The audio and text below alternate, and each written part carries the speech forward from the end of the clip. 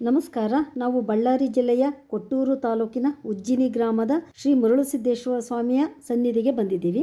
ಇವರು ದೇವರು ಹಾಗೂ ಧರ್ಮದ ಹೆಸರಿನಲ್ಲಿ ನಡೆಯುವ ಧಾರ್ಮಿಕ ಶೋಷಣೆ ಹಾಗೂ ಅಸಮತೋಲನ ವಿರುದ್ಧ ಹೋರಾಟ ಮಾಡುತ್ತಾ ಅನೇಕ ಸಮಾಜಮುಖಿ ಕೆಲಸಗಳನ್ನ ಮಾಡಿದ್ದಾರೆ. ಈ ದೇವಸ್ಥಾನದಲ್ಲಿ ಪ್ರತಿ ವರ್ಷ ವೈಶಾಖ ಮಾಸದಲ್ಲಿ ಮರುಳಸಿದ್ದೇಶ್ವರ ರಥೋತ್ಸವ ನಡೆಯುತ್ತದೆ. ಆ ಸಮಯದಲ್ಲಿ ದೇವಾಲಯದ ಶಿಖರಕ್ಕೆ ತೈಲಾಭಿಷೇಕ ನಡೆಸುತ್ತಾರೆ. ಇದೇ ಸಮಯಕ್ಕೆ ಮರುಳಸಿದ್ದ ಸ್ವಾಮಿಗೆ ಮಹಾಮಂಗಳಾರತಿ ಶುರುವಾಯಿತು. ನಾವೆಲ್ಲರೂ ನಮಸ್ಕಾರ ಮಾಡೋಣ ಬನ್ನಿ.